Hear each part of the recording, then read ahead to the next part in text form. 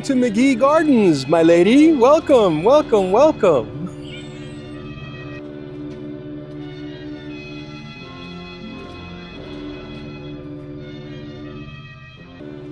All right, everybody, we just arrived at McKee Botanical Gardens, and we checked the place out. It's been around for many years. It was actually like a jungle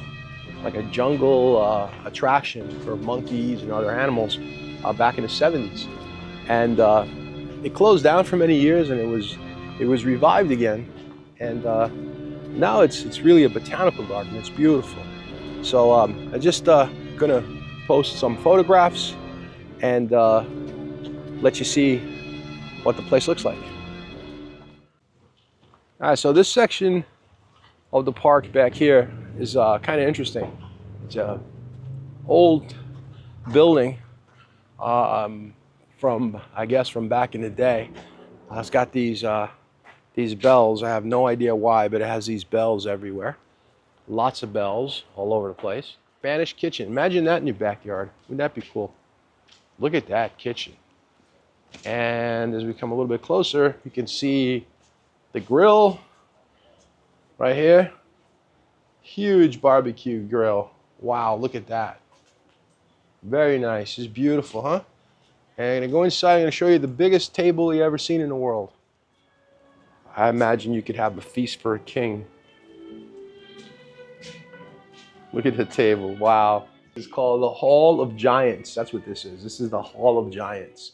Again, this is the sign that talks about the McKee Botanical Garden, the garden that refused to die.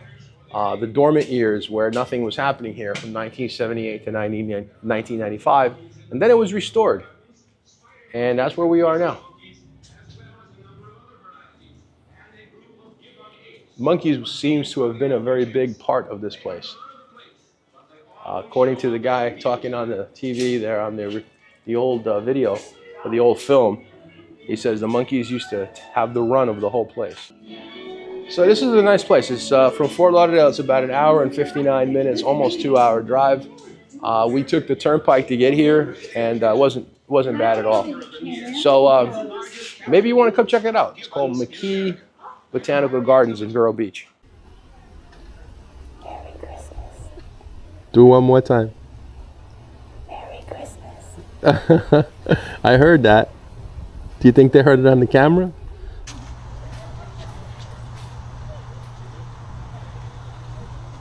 All right, wait, let me try it again.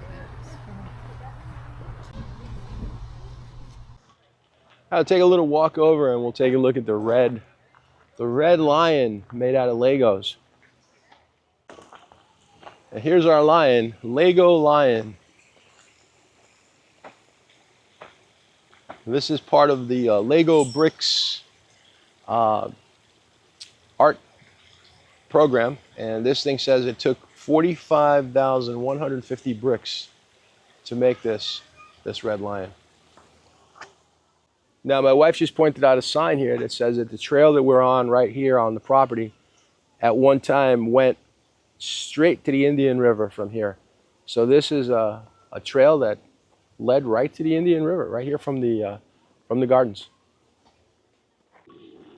And the more you walk through this place, you realize that I get why they call it a jungle. It literally is a jungle, all to the left, all to the right. You can see they have bamboo. They have tons of native plants. I see a lot of strangler figs, bamboo. Not that it's native, but it's here. Back in the day when they were building these parks and these facilities and people lived here, they weren't too concerned about invasive plants. They actually were bringing plants in from all over the world and planting them. So the place definitely looks like a jungle. But from what I see the majority of plants pretty much are natives, with probably some exceptions here and there. But it's like, for example, this here, this is a Florida thatch palm. Right there, that's a Florida thatch palm, and that's a native. These are some native ferns. Then you can look here and you have more thatch palms. Up above you see cabbage palms. Lots of cabbage palms all over the place. And you do see some wild coffee. You see different plants like, for example, gumbolimbos and many other native species that are all over. But the place is literally a jungle, actually a strangler fig. All right, so this is interesting. This is a native cabbage palm. And if I show you this, you're going to see what happens when strangler figs begin to grow. Look at the roots on this. This is the roots, and it's literally turning into a tree. You can see the bark. Look at that. Going straight up. Now, what I think happened here was someone saved this tree, which is exactly what it looks like. Someone saved the tree because they cut the branch right there. So the maintenance crew decided that, no, Mr. Strangler Fig, you're not taking my cabbage palm. And they cut the roots right off. If you look up at the top on the left, you'll see part of the strangler fig is still up there. And it won't give up, I'll tell you that. It's going to keep trying. But it looks like this cabbage palm got some assistance. And unless that was cut, this tree would have been a goner.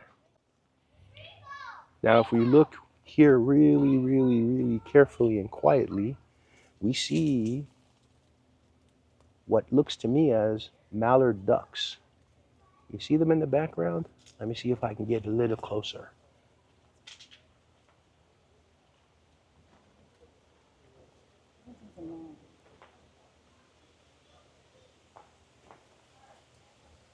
Are those mallard ducks? All you duck experts out there, are they mallards? So this is probably a wonderful place for these ducks to live. Protected, plenty of food, plenty of shelter. It's nice to see that.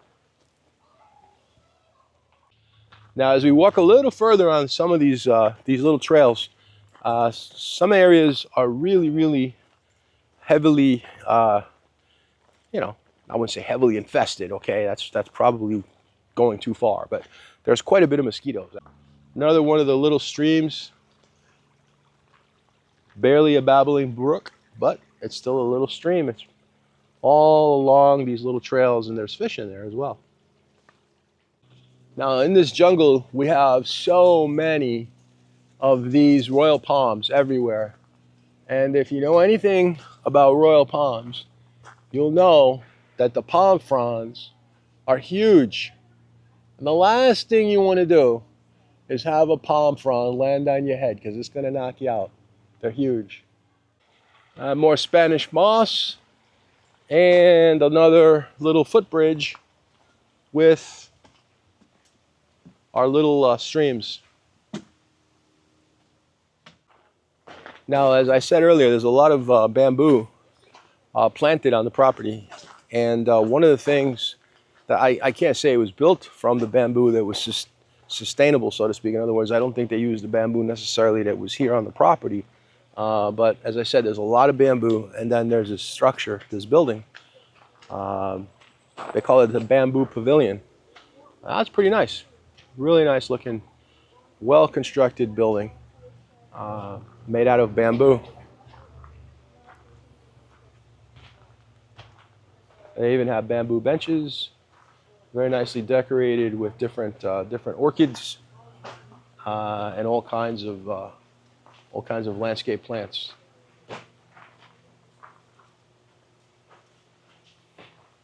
Bamboo pavilion, that's what they call it. And here's the bamboo, plenty of it. Different types, different species. Now these bamboos, they look like they're the clumping bamboo, obviously, because you can see the way they're growing. But there are bamboos that you don't want to plant ever, and those are the running bamboo. So a running bamboo, you plant it, and the next thing you know, a couple of years down the road, the bamboo is growing on your neighbor's side, far away from your house. So if you ever had to remove a bamboo tree, I didn't say tree because they're not trees, they're grasses. If you ever had to remove a bamboo plant, oh my lord, what a job it is to dig out all of those bamboo rhizomes or roots or whatever the heck you call them. I can't remember. But yeah, this is a place where there's plenty of bamboo. And another live oak surrounded by bamboo right here, and some wild coffee. And we see the wild coffee. This is the wild coffee. And the bamboo has completely surrounded the live oak tree. Look at this. You go straight up, you can see that. And the live oak is trying to survive by going off, branching off to the right. See it? And still bamboos everywhere. In this park also, I noticed there's a lot of ponds, beautiful ponds, little waterfalls and babbling brooks. And you can see here, crossing this little stone bridge, they have some of the Lego characters out there. That one being a dragonfly, and way out there in the distance, that red that you see on the left is a lion. This place reminds me a lot of Fairchild Botanical Gardens, but I don't think it's nearly as big. I mean, it may have, they say they have 80 acres of property here, but I don't think that we are anywhere near walking on 80 acres. Not sure if you'll be able to see them, but there are peacock bass swimming right here. Right there, you can see the peacock bass. Now this is interesting. I was just reading that this is a replica of a giant mushroom that somehow is tied to some history, to the property, and to some person. I don't know too much about that, but this, as I said, is a replica. And the original one is located about, they say, not too far, maybe like a half a mile away from this property. And that would be the original one. And they say it's at a place called Vista Gardens. And here's another one of the Lego exhibits. This one is a woodpecker in a very colorful tree. And that is a blue woodpecker in a tree made out of Legos. And you can see right there on the bottom right, just below its front legs, you can see the hole, and then the one that he's working on right there by his beak. A couple of more of the little streams that flow through the park, and another Lego exhibit, a beautiful Lego rose surrounded by many colorful flowers.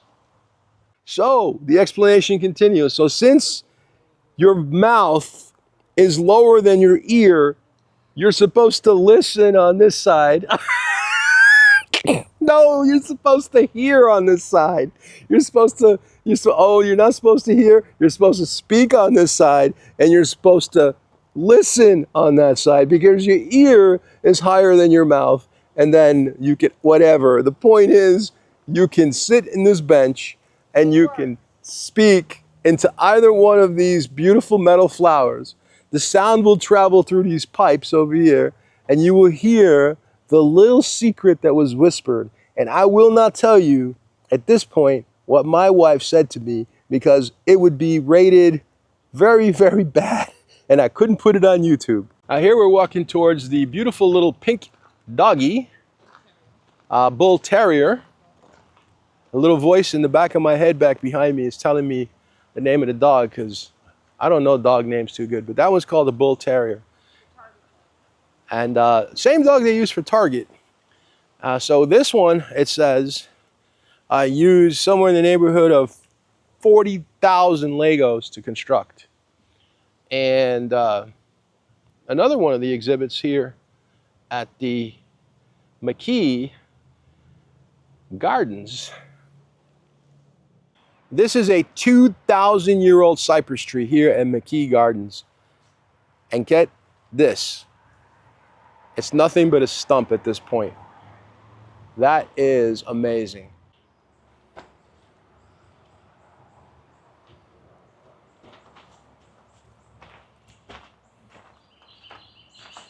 We're gonna check out the gift shop.